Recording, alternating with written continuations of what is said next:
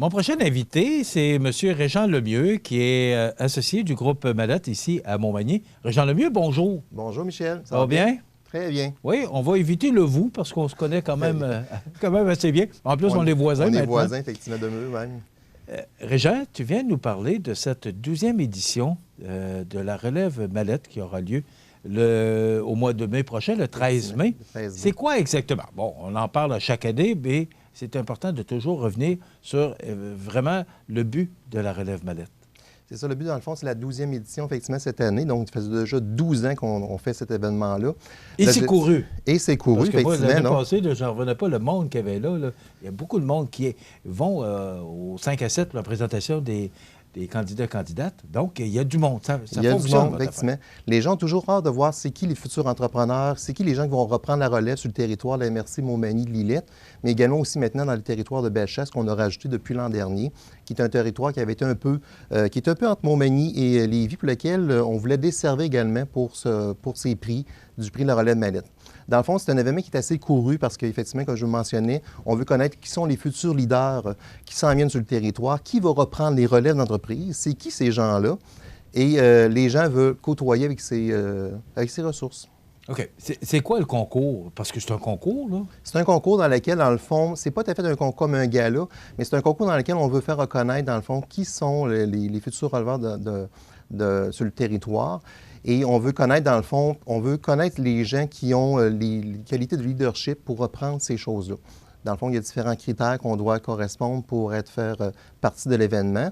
Il faut, dans le fond, avoir conçu une entreprise de moins de 5 ans. Donc, on touche vraiment les gens qui partent en affaires. Puis, quand on parle de futurs entrepreneurs, c'est des gens qui vont partir en affaires, donc qui ont l'intention de partir en affaires. On reconnaît, dans le fond, les futurs entrepreneurs et on reconnaît aussi les entrepreneurs qui ont moins de 5 ans en affaires. OK. Maintenant, en passant aussi, excuse Michel, mais ça peut être des gens qui ont 50 ans, dans le fond. Ce n'est pas une question d'âge, c'est une question de vouloir partir en affaires. C'est ça, parce que quand on parle de relève, on s'adresse plus particulièrement aux jeunes, mais c'est pas ça, c'est pas ça l'objectif. C'est ça. Il y en a beaucoup là-dedans qui ont des rêves de dire un jour, j'aimerais ça partir en affaires. Donc, on les voit, ces gens-là aussi, d'arriver dans le concours. C'est toujours intéressant de voir ça. Là. OK. Maintenant, comment on fait pour s'inscrire? Donc, c'est assez facile. Dans le fond, on peut s'inscrire à prixderelève.com, qui est le site Internet de Mallette, dans lequel on retrouve les critères du concours, dans lequel c'est assez simple, parce que dans le fond, c'est une fiche d'inscription dans laquelle on vient indiquer qui on est comme candidat. On a 3-4 questions à remplir, donc ça peut se faire facilement en 15 minutes, l'inscription. Et vous êtes éligible à passer devant le jury qui a lieu le 16 avril. Là. OK. Le jury va se rendre à l'entreprise? Est-ce qu'on fait une visite pour aller voir, mieux comprendre ce que l'entreprise fait? Non, malheureusement, c'est que dans le fond, on veut concentrer ça sur une journée. Dans le fond, le jury s'installe chez Mallette et rencontre les candidats qui viennent présenter leur qualité d'entrepreneur. L'objectif, c'est on veut voir comment ces gens-là se vendent bien, comment ils maîtrisent bien leur entreprise. C'est sûr qu'on aurait aimé ça faire des visites, sauf que ça mettrait à faire ça sur plusieurs journées parce qu'il y a quand même plusieurs candidats. On peut parler des fois de 15 à 20 candidats qui s'inscrivent au concours, qui passent devant le jury. Donc, on s'imagine des fois qu'il y a seulement 5-6 gagnants, mais il y a quand même 15 à 20 candidatures qui sont arrivées. Donc, ça ne serait pas possible de faire ça en une seule journée. Il faut comprendre aussi que le jury, c'est du monde qui sont déjà en affaires. Donc, ils n'ont pas nécessairement des journées entières à consacrer pour cet événement-là. Là. OK. C'est quoi le but recherché par le groupe Mallette que d'organiser un événement comme celui-là? Bien, nous autres, on trouvait... Moi, j'ai enseigné longtemps aussi au cégep La Pocatière pour le cours d'entrepreneur, dans le fond, le cours qui venait initier les gens en affaires. Puis je trouvais que les gens étaient quand même assez isolés dans leur développement d'affaires. Avoir un réseau d'affaires, ça se bâtit. Puis je trouvais qu'en créant cet événement-là, c'était comme une voie de lancement pour que ces gens-là se côtoient d'autres personnes. Dans le fond, pourquoi il y a beaucoup de monde, c'est qu'on veut que les gens qui sont déjà en affaires viennent joindre ces gens-là, viennent les apprécier, viennent les féliciter. Puis je trouvais que c'est comme une porte d'entrée intéressante. Puis Mallette est beaucoup intéressée sur la relève parce qu'on sait qu'on est dedans présentement. Là. Et on sait que l'économie d'une région est bâtie beaucoup sur l'entrepreneurship qui se vit. Dans le fond, si on prend en considération ces futurs entrepreneurs-là, puis on les encadre très bien, et qui réussissent en affaires, mais l'économie de la région va être gagnante là-dedans. Fait qu'on est très sensibilisés, puis on sait dans un milieu un peu comme nos territoires, dans les territoires qu'on appelle les régions, les fameuses régions, bien, on doit se prendre en main, puis on doit bien encadrer tous ces gens-là. Est-ce qu'on le fait? Est-ce que les gens se prennent en main comme tu le mentionnes? Bien, je vous dirais que de plus en plus, oui. Je pense que les gens sont sensibilisés. Je pense qu'il faut que l'entrepreneur soit sensibilisé sur le fait qu'au-delà d'avoir son entreprise, il y a un rôle à jouer pour l'ensemble de l'économie. Donc, de jouer un rôle, de participer également aussi à la vie commune de l'entrepreneurship et de venir aider ces jeunes-là à leur donner des conseils, à les rencontrer, à les encourager. Fait que nous, notre rôle, c'est un peu ça aussi, c'est de démontrer que notre clientèle, qui fait longtemps qu'ils sont en affaires, ils viennent aider ces jeunes-là, qu'ils soient sensibilisés à vouloir donner du temps pour... parce qu'on sait qu'un entrepreneur, ça prend ça, 5 à 10 ans pour bâtir vraiment une expertise solide en entrepreneurship. Ça ne se fait pas du jour au lendemain. On fait toujours des gaffes en partant, donc on part au début, on voit ça d'une telle façon, donc la vie un peu plus en rose, puis là, on se rend compte qu'il y a des embûches qui arrivent. Et là, nous, notre rôle, on veut que les gens qui ont passé par là soient en mesure de le montrer à ces jeunes-là pour qu'ils soient encore plus solides financièrement, mais aussi dans leur rôle d'entrepreneur. Quand on parle du 5 ans, le célèbre 5 ans, là, c'est vrai, hein, c'est réel. Ça prend 5 ans pour vraiment là, bien avoir des bonnes structures. Bien, effectivement, c'est ça, parce qu'au début, c'est très fragile. L'entreprise, on le sait, dans le fond, les 5 premières années, c'est des statistiques qui parlent là-dessus. On sait que 66 des entreprises ne réussissent pas dans les 5 premières années. Donc, c'est une phase qui est très critique. Oui, 70 66 70 OK. En moyenne, c'est quand même important. Ce sont les statistiques qui ont sorti par rapport à ça. Puis notre rôle qu'on avait, nous, de Mallette, c'était vraiment de réduire sur le territoire de la MRC de Montmagny-Lillette au départ et maintenant Bellechasse, de venir réduire ce taux-là.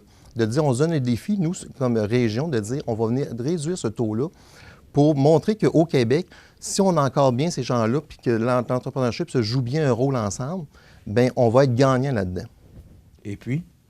Et puis, je vais vous avouer sincèrement là, que tous les gens qui ont passé au cours des 12 dernières années, c'est de voir tous ces gens-là qui sont encore en affaires aujourd'hui, puis ont grandi.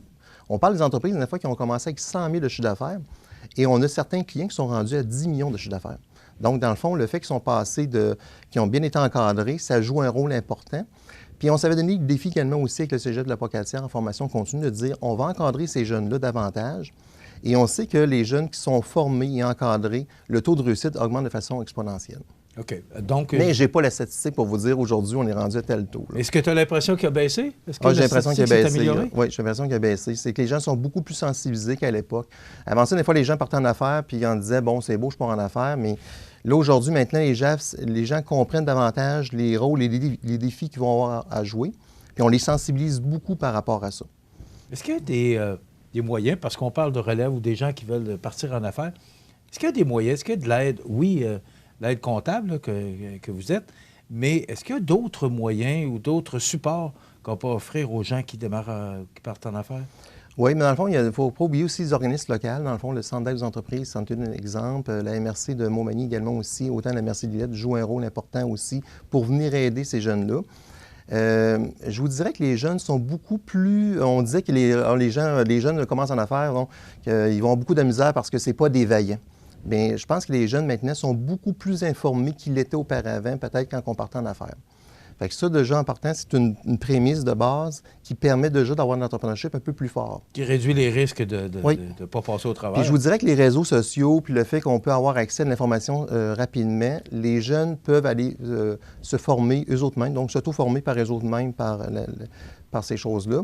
Puis je vous dirais qu'il y a plus d'ouverture de vouloir se faire encadrer que je l'ai présentement des entrepreneurs qui sont les baby boomers, qui sont habitués de faire leurs propres affaires, puis moi, je suis habitué de faire mes affaires, puis prendre mes propres décisions. Les jeunes sont très sensibilisés maintenant de s'entourer. Donc, ça, c'est un sentiment qu'on a.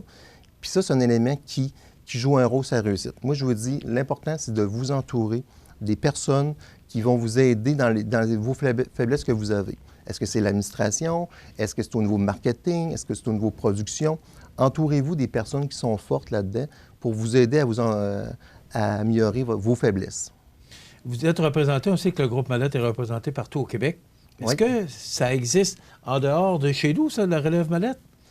Sincèrement, non. Ça existe seulement sur le territoire. Parce que vous avez été pointé du doigt par rapport au succès que vous remportez avec Effectivement. Je vous dirais qu'on a eu des rencontres avec le conseil d'administration provincial de Mallette, parce que Mallette, il faut comprendre qu'il y a au moins 30 bureaux au Québec, donc 1100 employés. Donc, c'est rendu une firme de PME très importante, reconnue au Québec.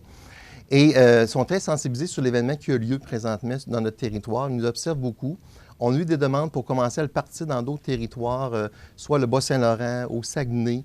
On a parlé également aussi en Beauce. Ce sont des territoires qui nous ont approchés pour partir l'événement. Je ne veux pas partir de rumeurs par rapport à ça, mais présentement, ça se travaille.